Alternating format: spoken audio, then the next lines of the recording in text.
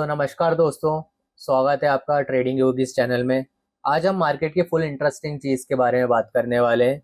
सुबह मार्केट मस्त ग्रीन में था, सबको लगा काफ़ी ऊपर जाएगा, लेकिन आरबीआई गवर्नर के प्रेस कॉन्फ्रेंस के बाद ऐसा लगा कि भाई मार्केट का मूड ही चेंज हो गया, ग्रीन से सीधा रेड। अब सवाल ये है कि भाई आरबीआई ने तो रेपो रेट से नहीं बढ़ाया, जीडीपी भी बढ़ी थी, इन्फ्लेशन का एस्टिमेट भी सही था, लेकिन फिर मार्केट गिरा क्यों है। सो आइए चलते हैं और समझते हैं इसका पूरा गेम। सबसे पहले हम बात करते हैं आरबीआई के डिसीजन की। जैसे आप सबने एक्सपेक्ट कर रहे थे कि आरबीआई रेपो रेट में कोई चेंज नहीं करने वाला है, तो कुछ भी चेंज नहीं हुआ है। और सिर्फ रेपो रेट ही नहीं, SDF rate, MSF rate, bank rate, वही सब सेम ही रखे गए हैं।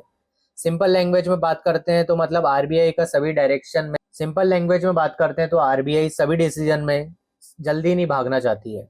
और इन्फ्लेशन कम हुई तो रेट कट भी हो सकता है, और अगर इन्फ्लेशन बढ़ी तो रेट भी बढ़ सकते हैं। यानी आरबीआई पूरा देखकर ही डिसीजन लेगा। अब आती है अच्छी खबर। सबसे पहले आरबीआई के इन्फ्लेशन रेट को फोरकास्ट 5.1 से घटाकर 5 कर दिया है। ये इकोनॉमी के लिए पॉजिटिव कंसर्न है, ये इकोनॉमी के लिए पॉजिटिव सिग्नल है। और सिर्फ इतना ही नहीं, जीडीपी ग्रोथ को एस्टिमेट भी 6.6 बढ़ाकर 6.7 कर दिया है। मतलब आरबीआई को लगता है कि भाई इकोनॉमी में एक्सपेक्टेड बेटर परफॉर्मेंस आ सकती है, साथ ही बैंकिंग सिस्टम में लिक्विडिटी की भी कोई प्रॉब्लम नहीं होने वाली है।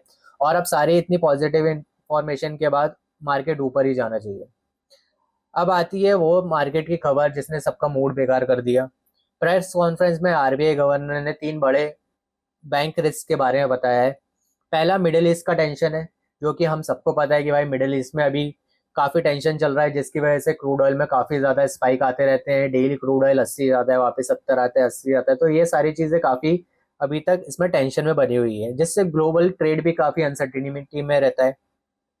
उसके बाद बात करते हैं भाई ट्रम्प के टैरिफ। ट्रम्प के टैरिफ भी काफी ज्यादा ही अनयूजुअल रहते हैं भाई, कभी भी ट्रम्प का टैरिफ आ जाता है, कभी वो टैरिफ पुट कर देता है। उसकी वजह से मार्केट में भी काफी टेंशन बन जाती है।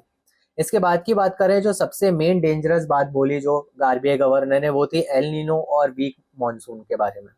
गवर्नर ने बोला अगर बारिश नॉर्मल हुई तो एग्रीकल्चर में बहुत बड़ा इम्पैक्ट पड़ेगा, और अगर बहुत बड़ा इम्पैक्ट पड़ा तो उससे फूड इन्फ्लेशन आ सकता है। फूड इन्फ्लेशन आया तो ओवरऑल इकोनॉमी में भी इन्फ्लेशन आ सकता है, जिससे आरबीआई को रेट कट नहीं करेगी, आरबीआई रेट बढ़ा देगी, जिसकी वजह से बैंकिंग सिस्टम में काफी हाहाकार मच सकता है। ये सारी चीजें थी जो कि आरबीआई के गवर्नर ने अपने हिसाब से पोस्ट करी। अब रिपोर्ट्स के हिसाब से इंडिया में रेनफॉल नॉर्मल है कि नहीं है, वेदर रिपोर्ट्स कैसी चल रही हैं, वो सारी चीज़ों को हमें क्लोजली मॉनिटर करना पड़ेगा। इसलिए मॉनसून के टेंशन की बात करें और मार्केट के टेंशन की बात करें तो इन्फ्लेशन भी बढ़ सकता है। यही सारी चीज़ें थी कि भाई जो आरबीआई गवर्नर ने बताई हमें। तो ओवरऑल पिक्चर क्या है, आरबीआई का डिसीजन एक्चुअली पॉजिटिव था। रेपो रेट अनचेंज रही, इन्फ्लेशन भी एस्टिमेटेड रहा, जीडीपी भी एस्टिमेटेड रहा, सारी चीजें एस्टिमेटेड रही, लेकिन एक वार्निंग ने पूरा मूड बिगाड़ दिया था। आने वाले कुछ हफ्तों में मार्केट की नजर सबसे ज्यादा वेदर रिपोर्ट्स पर रहेगी। अगर बारिश अच्छी हुई तो मार्केट को सपोर्ट मिलेगा, अगर मानसून वीक रहा तो वॉलेटिलिटी और बढ़ सकती है। दोस्तों, आज के वीडियो में बस इतना ही। आपको क्या लगता है, क्या एल नीनो मार्केट पे इतना इफेक्ट करेगा कि नहीं करेगा, वो कमेंट में जरूर बताएं। और जितने लोग चैनल में नए हैं वो चैनल को सब्सक्राइब कर लें और वीडियो को लाइक कर लें, अगर ऐसी आपको इन्फॉर्मेटिव वीडियो चाहिए आगे के लिए। धन्यवाद।